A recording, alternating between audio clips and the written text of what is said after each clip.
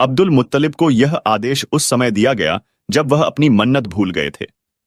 पहले ख्वाब में उनसे कहा गया कि मन्नत पूरी करो, उन्होंने एक बकरा काटकर गरीबों को खिला दिया। फिर ख्वाब आया, उससे भी बड़ा कुछ पेश करो, इस दफा उन्होंने एक बैल को ज़बह किया। अगली रात ख्वाब में फिर वही कहा गया, इससे भी कबीरा कुछ पेश करो, अब उन्होंने ऊंट ज़बह किया। फिर सपना आया कि उससे भी बड़ा कुछ पेश करो, उन्होंने पूछा, इससे भी बड़ी चीज क्या है? तब कहा गया, अपने बेटों में से किसी एक को ज़बह कर दो, जैसा कि तुमने मन्नत मानी थी। अब उन्हें अपनी मन्नत याद आई, अपने बेटों को इकट्ठा किया, उनसे मन्नत का जिक्र किया। सभी ने सिर झुका लिया, कौन खुद को ज़बह करवाता। आखिरकार अब्दुल्ला ने कहा, पिताजी मुझे ज़बह कर दो। अब्दुल्लाह सबसे छोटे थे और सबसे खूबसूरत भी थे। अब्द अल मुत्तलिब को उनसे सबसे अधिक प्यार था, इसलिए उसने पर्ची निकालने का फैसला किया। सभी बेटों के नाम लिखे और निकाले गए। अब्दुल्ला का नाम सामने आया। अब उन्होंने छुरी उठाया, अब्दुल्ला को बाजू से पकड़ लिया और उन्हें ज़बह करने के लिए नीचे लिटा दिया। जैसे ही पिता ने अपने बेटे को नीचे लिटाया, अब्बास खुद को रोक नहीं सके। उन्होंने तुरंत आगे बढ़कर अपने भाई को खींच लिया। उस समय वह खुद भी छोटे थे। इधर बाप ने अब्दुल्ला को खींचा।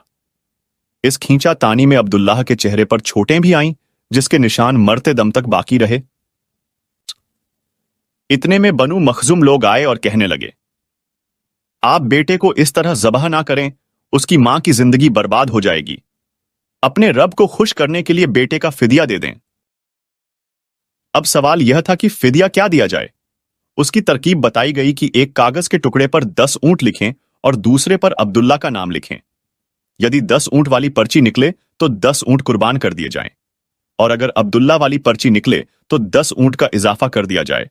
फिर 20 ऊंट वाली पर्ची और अब्दुल्लाह वाली पर्ची डाली जाए। अब अगर 20 ऊंट वाली पर्ची निकले तो 20 ऊंट कुर्बान कर दिए जाएं, वरना 10 ऊंट और बढ़ा दिया जाए। इस तरह 10-10 करके ऊंट बढ़ाते जाएं। अब्दुल मुत्तलिब ने यही किया। 10-10 ऊंट बढ़ाते गए। हर बार अब्दुल्ला का नाम निकलता चला गया, यहां तक कि ऊंटों की संख्या 100 तक पहुंच गई। तब कहीं जाकर ऊंटों वाली पर्ची निकली। इस तरह उनके जीवन के बदले में 100 ऊंटों को कुर्बान कर दिए गए। अब्दुल मुत्तलिब को अब पूरी तरह से इत्मीनान हो गया कि अल्लाह ताला ने अब्दुल्ला के बदले में 100 ऊंटों की कुर्बानी स्वीकार कर ली है। उन्होंने काबा के पास 100 ऊंटों की कुर्बानी दे दी और किसी को भी खाने से नहीं रोका। सभी मनुष्यों, जानवरों और पक्षियों ने खाया। इमाम ज़हरी कहते हैं कि अब्दुल मुत्तलिब पहले व्यक्ति हैं जिन्होंने एक आदमी की जान के बदले 100 ऊंट देने की प्रथा शुरू की। इससे पहले 10 ऊंट दिए जाते थे। उसके बाद यह तरीका पूरे अरब में फैल गया। मानो यह कानून बन गया कि एक आदमी फिदिया 100 ऊंट है। जब यह जिक्र पैगंबर सल्लल्लाहु अलैहि वसल्लम के सामने आया तो उन्होंने इस फिद्या की तस्दीक फरमाई, अर्थात कहा कि यह सही है, और इसी आधार पर नबी सल्लल्लाहु अलैहि वसल्लम फरमाते हैं, मैं 2 ज़बीहों हजरत इस्माइल अलैहिस्सलाम और हजरत अब्दुल्लाह की औलाद हूं। हजरत अब्दुल्लाह कुरैश में सबसे खूबसूरत थे। उनका चेहरा चमकते हुए तारे जैसा था। कुरैश की कई लड़कियां उनसे शादी करना चाहती थीं, लेकिन हजरत अब्दुल्लाह की हजरत आमिना से शादी हुई। हजरत आमिना वहिब बिन अब्द मनाफ बिन जहरा की बेटी थीं। शादी के समय हजरत अब्दुल्लाह की उम्र 18 साल थी। ये शादी के लिए अपने पिता के साथ जा रहे थे। रास्ते में काबा के पास एक महिला बैठी हुई दिखाई दी। यह महिला वर्का बिन नवाफिल की बहन थी। वर्का बिन नौफिल कुरैश के एक आलिम थे। वर्का बिन नौफिल से उनकी बहन ने सुना था कि वक्त के आखिरी पैगंबर का ज़हूर होने वाला है, और उनकी निशानियों में से एक निशानी ये होगी कि उनके वालिद के चेहरे पर नबूवत का नूर चमकता होगा। जो ही उसने अब्दुल्ला को देखा, फौरन उसके जहन में यह बात आई। उसने सोचा, हो ना हो यह वह व्यक्ति है जो पैदा होने वाले पैगंबर के पिता होंगे। इसलिए उन्होंने कहा, अगर तुम मुझसे शादी कर लो तो मैं बदले में तुम्हें इतने ही ऊंट दूंगी जितनी तुम्हारी जान के बदले में ज़बह किए गए थे।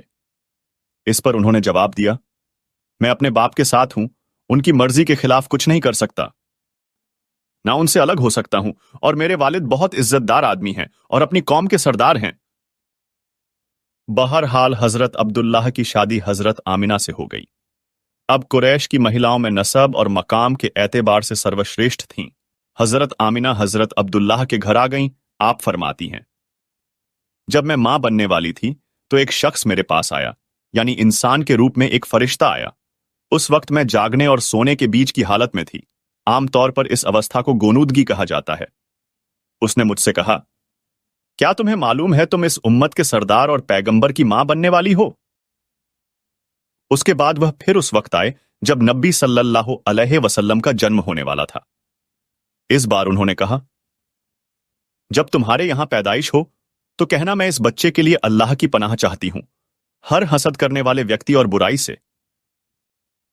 फिर इस बच्चे का नाम मोहम्मद रखना, क्योंकि इनका नाम तौरात में अहमद है और पृथ्वी और स्वर्ग के लोग उसकी तारीफ करते हैं, जबकि कुरान में उनका नाम मोहम्मद है और कुरान उनकी किताब है। एक रवायत के मुताबिक फरिश्तों ने उनसे कहा, आप वक्त के सरदार की मां बनने वाली हैं। इस बच्चे की निशानी यह होगी कि उसके साथ एक नूर जाहिर होगा, जिससे मुल्क शाम और बसरा के महल्लात भर जाएंगे। जब वह बच्चा पैदा हो जाएगा तो उसका नाम मोहम्मद रखना, क्योंकि तौरात और इंजील में उनका नाम अहमद है कि आसमान और जमीन वाले उनकी तारीफ करते हैं, और कुरान में उनका नाम मोहम्मद है।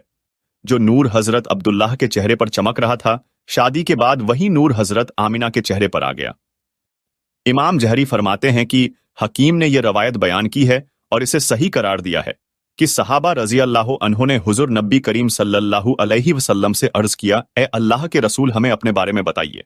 आप सल्लल्लाहु अलैहि वसल्लम ने इरशाद फरमाया, मैं अपने पिता इब्राहीम अलैहिस्सलाम की दुआ हूं, अपने भाई ईसा अलैहिस्सलाम की बशारत हूं और खुशखबरी हूं।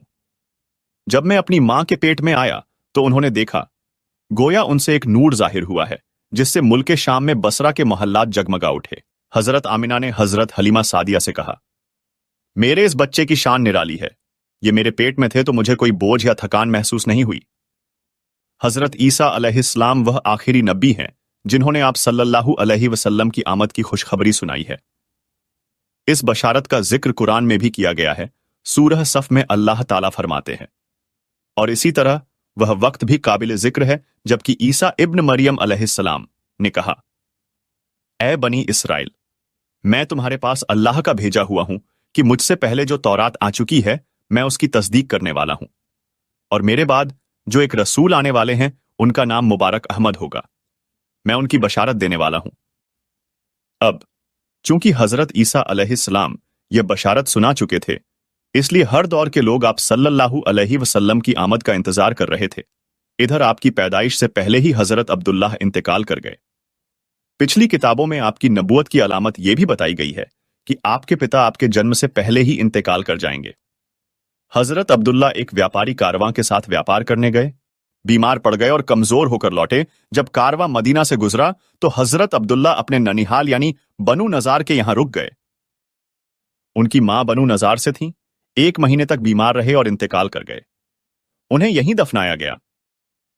जब तेजारती काफला हजरत अब्दुल्ला के बिना मक्का पहुंचा और अब्दुल मुत्तलिब को पता चला कि उनका बेटा अब्दुल्ला बीमार पड़ गया है और मदीना में अपने ननिहाल में है, तो उन्हें लाने के लिए अब्दुल मुत्तलिब ने अपने बेटे जुबैर को भेजा। जब यह वहां पहुंचे तो अब्दुल्लाह का इंतकाल हो चुका था। मतलब यह कि आप सल्लल्लाहु अलैहि वसल्लम इस दुनिया में अपने पिता की मृत्यु के कुछ महीने बाद इस दुनिया में तशरीफ लाए। प्यारे अजीज भाइयों, आपको यह दास्तां कैसी लगी कमेंट में अपनी राय से जरूर आगाह करें, और साथ पैथ ऑफ ट्रू चैनल को सब्सक्राइब करें और वीडियो को लाइक करें। इससे हमें थोड़ी मोटिवेशन मिलती है। तमाम सुनने वाले और देखने वालों को अल्लाह अमल की तौफीक अता फरमाए। आमीन।